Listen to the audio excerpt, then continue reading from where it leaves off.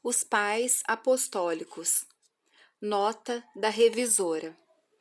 Este livro contém diversos relatos que foram escritos em meados do século I até o século II, os quais contam a história dos pais da Igreja e os pensamentos dessa época, que levaram à formação do cristianismo e a Igreja que conhecemos hoje. Esses relatos não contêm ensinamentos teológicos profundos, mas uma simplicidade doutrinária e uma formalidade própria. Alguns dos autores eram até mesmo considerados leigos. Entretanto, por amor e fé em Cristo, tornaram-se grandes figuras para a formação da Igreja. Preocupavam-se primeiramente com a prática e não com uma reflexão teológica de seus escritos. Os pais apostólicos tentavam combater as heresias e o sincretismo presentes naquele momento dentro de uma sociedade greco-romana e igualmente manter um senso de união das comunidades já estabelecidas. O que precisa ser levado em consideração é que existia uma transição de um período ainda muito próximo aos apóstolos do Novo Testamento e a um momento totalmente novo, com as novas características para o cristianismo. Essa igreja, posteriormente, seria chamada de Igreja Católica Romana, dando origem à Igreja Católica que conhecemos hoje. Por isso, é importante salientar que estão presentes neste livro muitas expressões e manifestações adversas à Igreja Evangélica do século XXI, como a hierarquia dos anjos, o tratamento dos pais como os bispos da Igreja, as virgens, entre outras.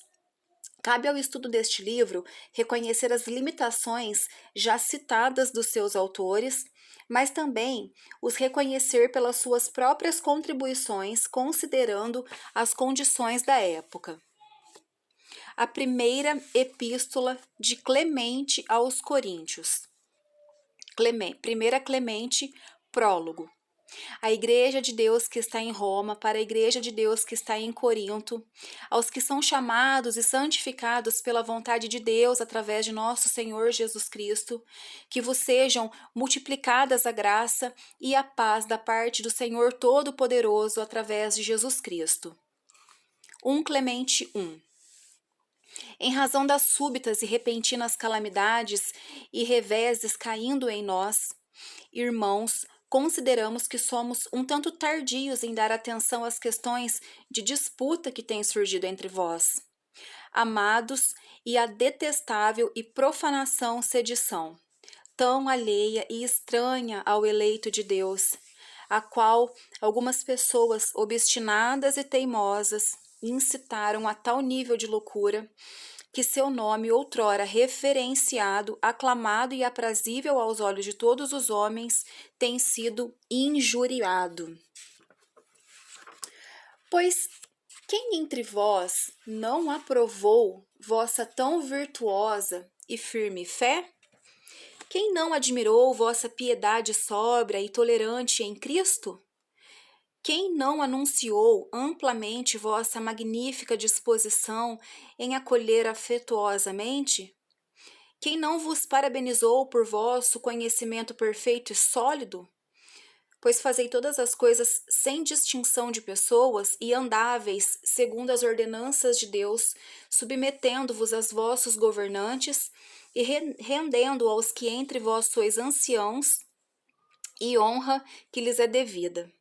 Aos jovens também sugerireis pensamentos modestos e decentes e incumbíveis a mulheres de desempenhar todos os seus deveres com consciência irrepreensível, decente e pura, valorizando os próprios maridos, como é apropriado, e as ensináveis a guardar a regra da obediência e a administrar os assuntos domésticos com decência em toda discrição. 1 Clemente 2. Éreis humildes de espírito, isentos de arrogância, oferecendo submissão em vez de reivindicá-la, mais felizes em dar do que receber e contentes com as provisões oferecidas por Deus, e prestando atenção às palavras de Deus, as guardareis diligentemente em vossos corações, e os sofrimentos dele estavam diante de vossos olhos. Assim, uma paz profunda e rica era dada a todos, e um desejo insaciável de fazer o bem. Ainda um abundante derramamento do Espírito Santo sobreveio a todos.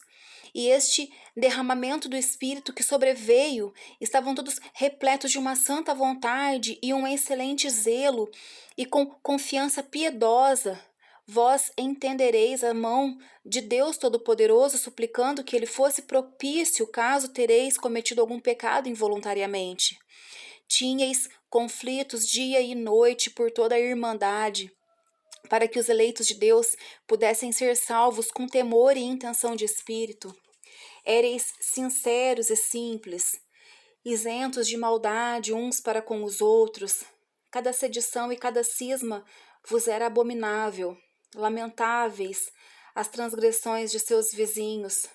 Vós julgáveis as falhas deles como as vossas próprias. Não vos arrependais de qualquer ato de bem, mas estáis prontos para toda a boa obra, estando ataviados de uma vida virtuosa e honrosa. Cumprireis todos os vossos deveres em temor a ele. Os mandamentos e as ordenanças do Senhor estavam escritos nas tábuas de vossos corações. 1 Clemente 3. Toda glória e engrandecimento vos foram dados, e cumpriu-se o que está escrito. Meu amado comeu, bebeu, engordou e se rebelou. Por isso veio o ciúme e a inveja, a luta, a sedição, a perseguição e o túmulo, a guerra e o cativeiro. Então os homens foram incitados, os maus contra os honrados, os de má reputação contra os de reputação e líbida, os tolos contra os sábios, os jovens contra os anciãos. Por essa razão, a justiça e a paz permaneceram distantes, porquanto cada homem abandonou o temor do Senhor e se tornou completamente cego para a fé em Cristo. Não andou nas ordenanças dos mandamentos, nem viveu de maneira digna de Cristo, mas cada um seguiu os desejos de seu coração maligno, visto que conheceu o ciúme iníquo e ímpio por meio da qual também a morte entrou no mundo.